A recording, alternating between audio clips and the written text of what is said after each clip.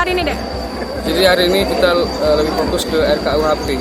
RKUHP yang memang hari ini menjadi isu nasional, yang memang banyak ya, dianggap masyarakat ini ngawur lah.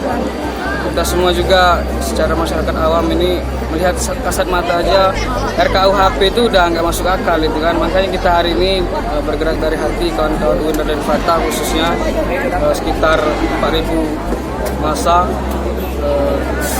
mau hadir ke sini dalam rangka dari hati tadi untuk meminta kepada pemerintah khususnya DPR untuk merevisi kembali atau mengkaji kembali RKUHP ini kan.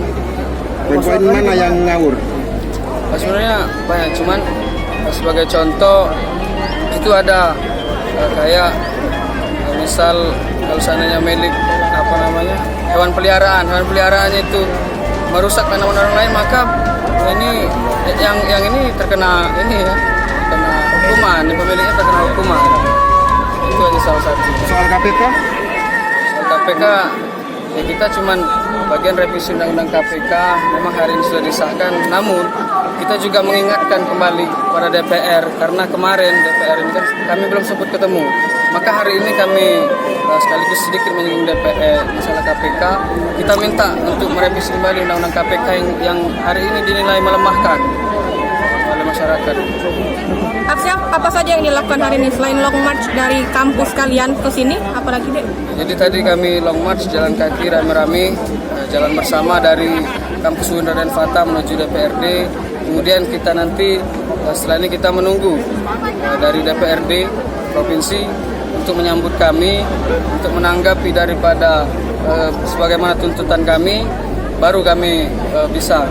Ada sempat aksi sedikit dorong-dorong tadi ke situ. Bagaimana? Ya, itu tadi ya biasalah namanya dinamika aksi kan, namanya juga masa banyak. Tapi kami kendalikan kawan-kawan khususnya UIN dan Fatah.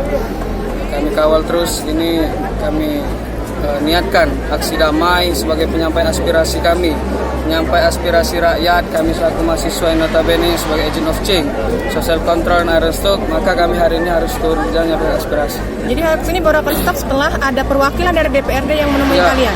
Siap. Jadi kami belum bubar kalau perwakilan DPRD belum datang.